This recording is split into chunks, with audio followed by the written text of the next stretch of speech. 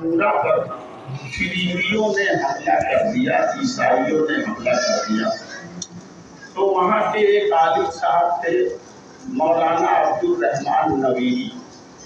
आपने जितने भी मोमिन भाई थे, मुस्लिम भाई, ये सबको इकट्ठा किया और सबके बीच में एक बेहतरीन तकरीर किया कि ऐ लोगों, तादाद को मत देखो, अल्लाह के रास्ते में जिहाद करो।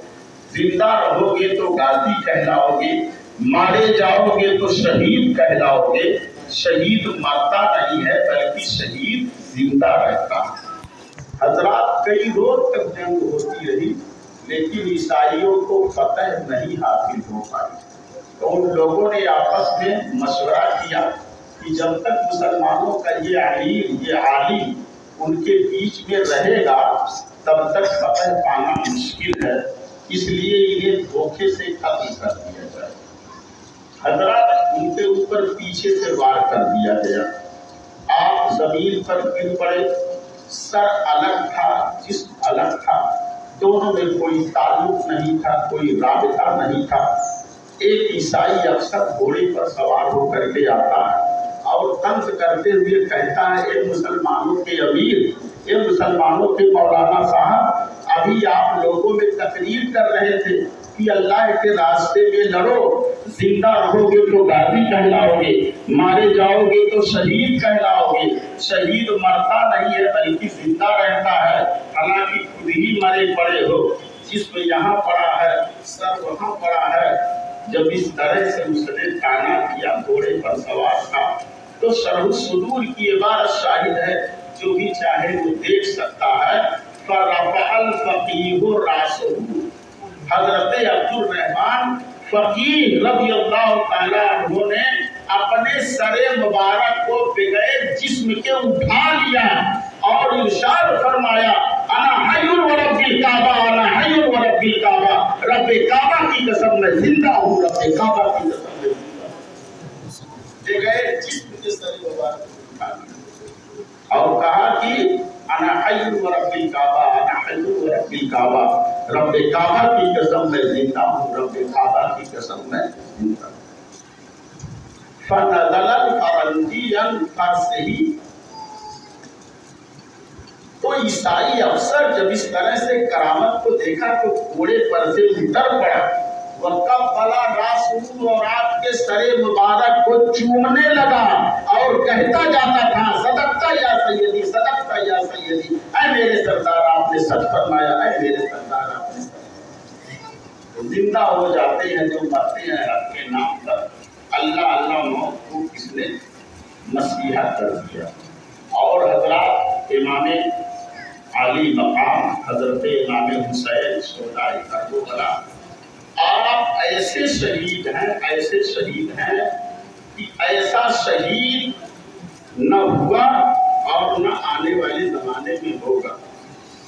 ऐसे शहीद हैं जिनके बारे में हदीस रसूल आप मुलाहिजा फरमाएं कि जब आपकी पैदाइश हुई, ये पहली हदीस पेश कर रहा हूँ, जब आपकी पैदाइश हुई, देखिए करबला की तारीख के सिलसिले में जिन किताबों से उलमा ने अखज़ किया है और किताबों को लिखा है, उसमें मशहूर किताबों का नाम है तारीख़ तबरी, इब्ने असीर कामिल और अल-बिदाया व निहाया, अस-सवाइक़ुल मुहर्रिका।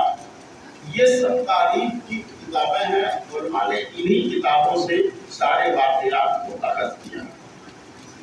तो इमाम आली मकाम की जब पैदाइश हुई, आक़ाए दो आलम सल्लल्लाहु अलैहि वसल्लम आपके घर तशरीफ लाए, कह दीजिए सुभान अल्लाह। और आपने इरशाद फरमाया, मेरे नवासे को मेरे पास लाओ।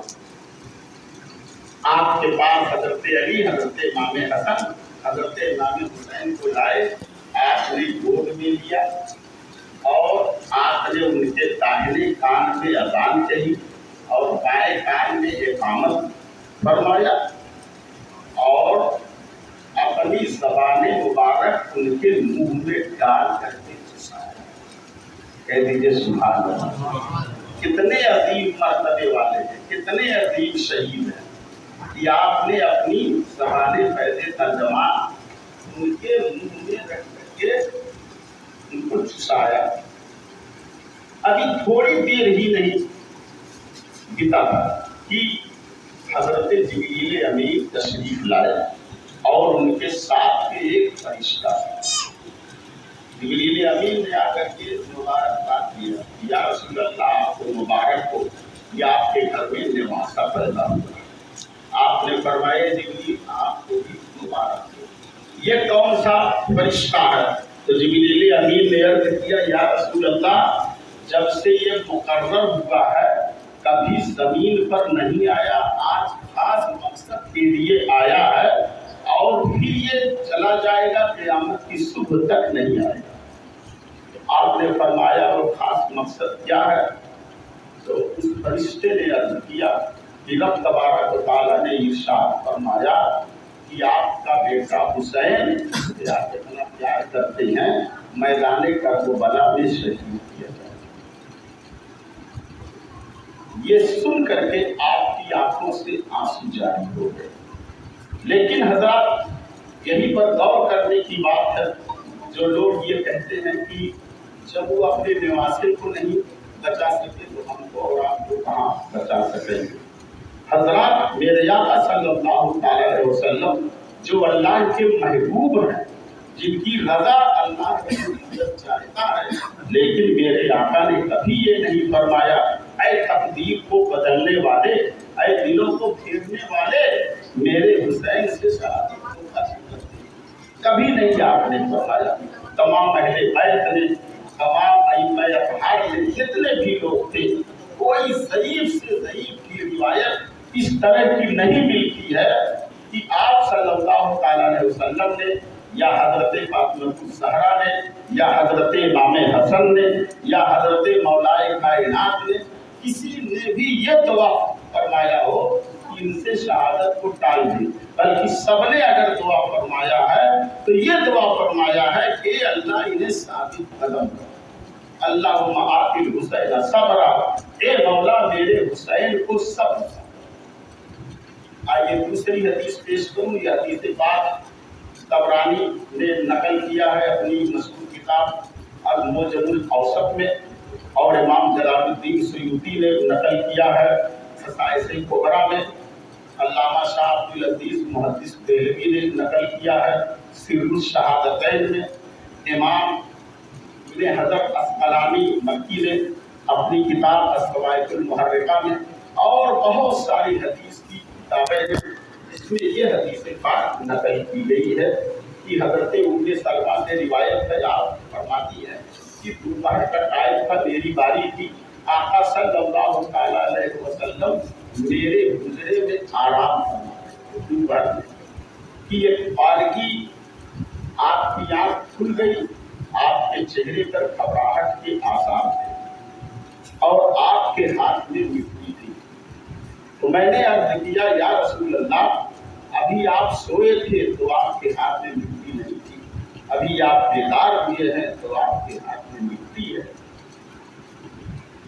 تو آپ نے ارشاد فرمایا کہ میں سویا ہوا تھا کہ جبریل امین تشریف لائے اور انہوں نے خبر دیا کہ یا رسول اللہ آپ کا بیٹا حسین میدان کربلا میں شہید کیا جائے گا، اور انہوں نے مجھے وہاں کی سرخ مٹی بھی لا کر دی۔ یہ سرخ مٹی ہے، یہ دوسری حدیث پاک ہے، اور یہی حدیث پاک حضرت عائشہ کی روایت ہے۔ حدیث کے الفاظ یہی ہے، سب کچھ یہی ہے، لیکن راوی حضرت ام سلمہ نہیں ہے بلکہ حضرت عائشہ ہیں، اور اس حدیث پاک کو امام احمد ابن حنبل نے اپنی مشہور کتاب مسند احمد ابن حنبل میں نقل کیا ہے۔ واقعہ بالکل یہی ہے، حدیث پاک یہی ہے کہ آپ قیلولہ فرما رہے تھے، تھوڑی ہی دیر کے بعد آپ گھبرا کر کے اٹھے اور آپ کے ہاتھ میں سرخ مٹی تھی۔ تو میں نے عرض کیا کہ یا رسول اللہ آپ رنجیدہ ہیں، رنج و غم آپ کے چہرے سے عیاں ہو رہا ہے۔ تو آپ نے ارشاد فرمایا کہ ابھی میں لیٹا ہوا تھا کہ جبریل امین تشریف لائے اور ارشاد فرمایا کہ آپ کا بیٹا حسین میدان کربلا میں شہید کیا جائے گا۔ یہ کربلا اصل میں ہے، اور زیادہ بولنے کی وجہ سے پاک کا لفظ ادب ہو گیا، کربلا اصل لفظ ہے کربلا۔ اور انہوں نے مجھے یہ مٹی دی. یہ دوسری حدیث کی. تیسری حدیث پاک آپ ملاحظہ فرمائیں کہ وہی حضرت ام سلمہ ہی راوی ہے، انہی کا گھر ہے، انہی کا گزرا ہے. حسنین کریمین باہر کھیل رہے، وہ اپنا کھیل رہے تھے باہر، اور عقائد عالم صلی اللہ علیہ وسلم تشریف فرما تھے حضرت ام سلمہ کے حجرے میں. یہ دونوں حضرات کھیل رہے تھے. اتنے میں جبریل امین تشریف لائے اور ارشاد فرمایا یا رسول اللہ آپ کا یہ بیٹا، یہ دونوں بیٹے جو ہیں یہ دونوں شہادت نصیب ہوگی. آپ کا یہ چھوٹا بیٹا جو ہے حسین یہ میدان کربلا میں شہید کیا جائے گا، اور آپ کا بڑا بیٹا حسین اس کو زہر کیا جائے گا. یہ حدیث کے الفاظ ہیں. اور آپ نے سرخ مٹی لا کر کے دی. آپ نے کہا کہ وہاں کی مٹی دکھاؤ. وہ سرخ مٹی آئی، آپ نے اس کو سونگا اور سونگنے کے بعد ارشاد فرمایا کہ اس سے رنج و غم کی ہوا. اس وقت ملاحظہ کیجیے کہ اس وقت 9 بیویاں تھیں، 9 ہماری مائیں تھیں ازواج مطہرات. لیکن میرے آقا صلی اللہ علیہ وسلم کے علم غیب کو آپ ملاحظہ فرمائیں کہ آپ نے وہ سرخ مٹی حضرت ام سلمہ کو دیا اور ارشاد فرمایا اے ام سلمہ جس دن یہ مٹی سرخ ہو کر کے خون میں بدل جائے اذا تحولت هذه التراب دما فعلمی انی تقبل الحسین. یعنی جب یہ مٹی جو ہے خون میں تبدیل ہو جائے تو تم جان لینا کہ میرا بیٹا حسین کربلا میں شہید. یہ حدیث پاک بھی طبرانی نے المعجم الاوسط میں ذکر کیا ہے اور دیگر محدثین نے بھی ذکر کیا ہے. حضرات 9 بیویاں تھیں. سب سے چہیتی بیوی حضرت عائشہ تھی. حضرت عائشہ کو آپ نے نہیں دیا، حضرت ام حبیبہ کو آپ نے نہیں دیا، حضرت زینب کو آپ نے نہیں دیا، حضرت میمونہ کو آپ نے نہیں دیا، حضرت حفصہ کو آپ نے نہیں دیا. اگر عطا فرمایا تو صرف اور صرف سلمہ. کیوں؟ اس لیے کیا عقائد عالم صلی اللہ علیہ وسلم کو علم غیب تھا. آپ جانتے تھے کہ جس دن کربلا کا واقعہ ہوگا اس وقت نہ تو ام حبیبہ رہیں گی، نہ تو حفصہ رہیں گی، نہ تو میمونہ رہیں گی، نہ تو زینب رہیں گی، اور چہیتی بیوی جو عائشہ ہیں یہ بھی نہیں رہیں گی. کیونکہ حضرت عائشہ کا وصال 58 ہجری میں ہوا اور کربلا کا واقعہ 61 ہجری میں ہوا. اور یہ بھی اس بات کی دلیل ہے کہ یہ ام سلمہ جب تک تم اس مٹی کو خون میں تبدیل ہوتے ہوئے نہیں دیکھ لو گی تب تک تمہاری موت نہ تم مر نہیں سکتی ہو. اس کی ضمانت آقا صلی اللہ علیہ وسلم نے. اور حضرت ام سلمہ روزانہ اس مٹی کو دیکھتی تھی، یہاں تک کہ جب کربلا کا واقعہ ہوا، جب کربلا کا واقعہ ہوا اس وقت وہ مٹی خون میں تبدیل ہو گئی. جب اس حال میں دیکھا حضرت ام سلمہ نے وہی صرف بچی تھی تو ہاڑے مار کر کے رونے لگی اور سارے مدینہ والوں کو معلوم ہو گیا کہ حضرت امام علی مقام کربلا میں شہید ہو گئے. آئیے چوتھی حدیث آپ کو بیان کرو. تابعی ہیں جو حضرت علی سے روایت کرتے ہیں. جو صحابی ہوتا ہے جس نے ایمان کی حالت میں آقا عالم صلی اللہ علیہ وسلم کی زیارت کی، اور تابعی اس کو کہتے ہیں جس نے ایمان کی حالت میں صحابی رسول کی زیارت کی ہو، اور تابعی اس کو کہتے ہیں جس نے تابعی کی زیارت کی. مشہور تابعی ہے، نام ذہن سے نکل گیا ہے. تو جنگ صفین سے واپس ہوتے ہوئے حضرت علی اور حضرت امیر معاویہ کے درمیان جب صلح ہو گئی، آپ وہاں سے واپس آ رہے تھے. حسنین کریمین بھی ساتھ میں تھے، وہ تابعی بھی ساتھ میں تھے. تو آپ اس مقام پر جب پہنچے تو وہاں آپ نے اونٹ پر سوار تھے، وہی پوچھ لیا کون سی جگہ ہے. لوگوں نے کہا اس جگہ کا نام کربو پڑا. اتنا سننا تھا کہ حضرت علی اونٹ کی پیٹھ سے کود پڑے، چھلانگ لگا کر کود گئے، یعنی جلد بازی میں اترے، اور اس کے بعد ارشاد فرمایا ہاذا مناطو، یہ جو ہے یہاں پر حسین کے اونٹ بیٹھائے جائیں گے، یہاں پر ان کے خیمے لگائے جائیں گے، اور یہاں پر خون بہایا جائے گا، یہاں پہ علی اصغر شہید ہوں گے، یہاں پہ علی اکبر شہید ہوں گے۔ دادئی بیان کرتے ہیں کہ تب تک ان کی پیدائش بھی نہیں ہوئی۔ جب حضرت علی نے ان چیزوں کو بتایا، اس وقت تک حضرت علی اکبر، حضرت علی اوسط، حضرت علی اصغر کی پیدائش تک نہیں ہوئی تھی، لیکن آپ نے فرمایا کہ یہاں پر ان کے اونٹ باندھے جائیں گے، یہاں ان کے گجاوے کسے جائیں گے، یہاں ان کے خیمے لگائے جائیں گے، اور اس طرح سے آپ کو ساری چیزوں کا آپ نے علم دیا، اور دیر تک بیٹھ کر روتے رہے۔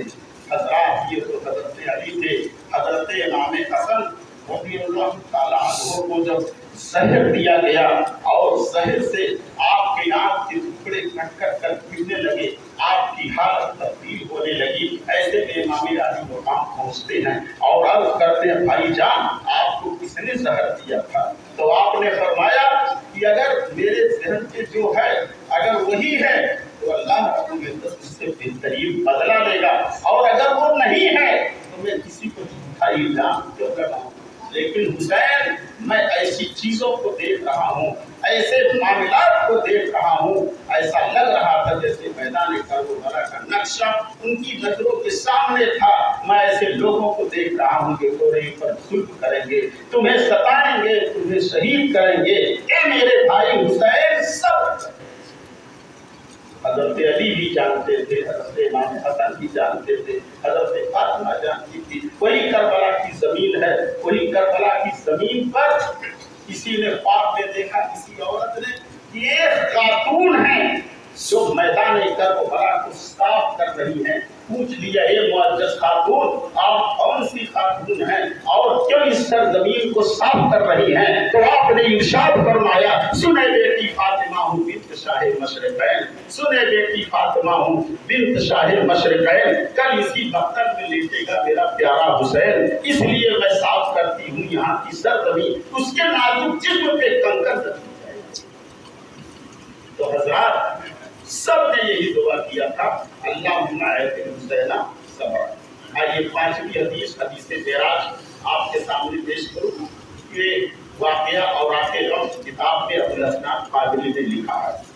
ملاحظہ فرماتے ہوئے چلے کہ جواب نے جنت کا ملاحظہ فرمایا تو حضرت عمر کے محل کو دیکھا شب معراج، اور سب کے محل کو دیکھا تو محل اتنے خوبصورت تھے کہ بالکل آنکھیں چکا چوٹ ہوتی جا رہی، لیکن ایک محل کا رنگ سرخ تھا اور دوسرے محل کا رنگ ہرا۔ آپ نے پوچھا جبریل امین سے، رضوان بھی وہاں پہ کھڑا تھا جنت کا داروغہ، یہ کس کا محل ہے؟ یا حضور یہ آپ کے روح میں واسطہ۔ تو فرمایا یہ رنگ جدا جدا کیوں، دونوں ایک کلر کا کیوں نہیں ہے؟ تو اس نے عرض کیا سر نیچے کرتے کہ یا رسول اللہ ہرا جو ہے یہ امام عالی مقام امام حسین کے لیے ہے، ان کو کربلا میں شہید کیا جائے، جو سرخ ہے وہ امام حسین کے لیے ہے، ان کو کربلا میں شہید کیا جائے گا، اور یہ جو ہرا ہے یہ آپ کے دوسرے بڑے نواز حسن کے لیے ہے، مطلب یہ ہے کہ انہیں زہر دے کر کے شہید کیا جائے گا۔ ایک شاعر نے اس کا نقشہ کھینچا ہے، علامہ ظلم کی ایسی آندھی چلی، کہہ دیجیے سبحان اللہ۔ علامہ ظلم کی ایسی آندھی چلی، کربلا میں محمد کا گھر لٹ گیا، کربلا میں محمد کا گھر لٹ گیا، جان دینے میں دونوں برابر رہی، جان دینے میں دونوں برابر رہے، ایک ادھر لٹ گیا ایک ادھر لٹ گیا، کربلا میں محمد کا گھر टूट गया तो शरीफ पढ़ लीजिए। अल्लाह सभी अल्लाह की बराबर बदल वाली वाली वसल्लम सलातो व सलामन दाइमन अलैहि वसल्लम। वाक़यात करबला आप हज़रात उलमाए किराम के ज़बानी सुनते ही रहते हैं कि आपको 150 कसूर किए गए कि आप तशरीफ लाइए। आप मदीना शरीफ से मक्का शरीफ तशरीफ लाए, यहाँ भी आपको सुकून से नहीं रहने दिया गया और यहाँ तक कि आपने रहते सफर मांगे। सहाबाए किराम ने बहुत सारे सहाबाए किराम ने आपको रोका, खुसूसियत के साथ हज़रत अब्दुल्लाह इब्न अब्बास ने आपको बहुत समझाया और उसके बाद आपके मामूनी हैं और भाई भी हैं हज़रत अब्दुल्लाह इब्न जाफर, जिनके साथ हज़रत ज़ैनब का निकाह हुआ था। उन्होंने बहुत समझाया और फिर आए भी और कहा कि ठीक है, आप नहीं अगर मान रहे हैं तो आपने उनको एक हदीस पाक सुनाया कि अगर मैं बैत नहीं करता हूँ तो जाहिर बात यजीद अपनी फौज को भेजेगा। मैंने हदीस पाक में पढ़ा है कि ये जुम्बा को मक्का में ज़बह किया जाएगा जिससे बाबा की बेइज्जती होगी। मैं ये नहीं चाहता हूँ कि मेरी वजह से बाबा की बेइज्जती होगी। यहाँ तक कि आखिर में हज़रत मोहम्मद इब्न हनफिया जो आपके भाई हैं वो उन्होंने भी समझाने की कोशिश किया, लेकिन आपने फरमाया कि नाना जान से मैंने वादा किया था कि मैं जाऊंगा तो मुझे कोई चीज़ और रोक नहीं सकती। हालांकि हकीकत यही थी कि इस पीछे लिए जाता है मैं क्या 2 कदम भी नहीं चलने की है ताकत मुझे, इस पीछे लिए जाता है मैं क्या जाता हूँ। जब आपके जाने के बारे में सुना तो बहुत सारे लोग आपके साथ होते हैं, वो तो समझ रहे थे कि इमाम अली मकाम जा रहे हैं वहाँ पे, तो वहाँ खूब खलीफा करेंगे, खूब दावत खाने को मिलेगी, खूब आराम रहेगा।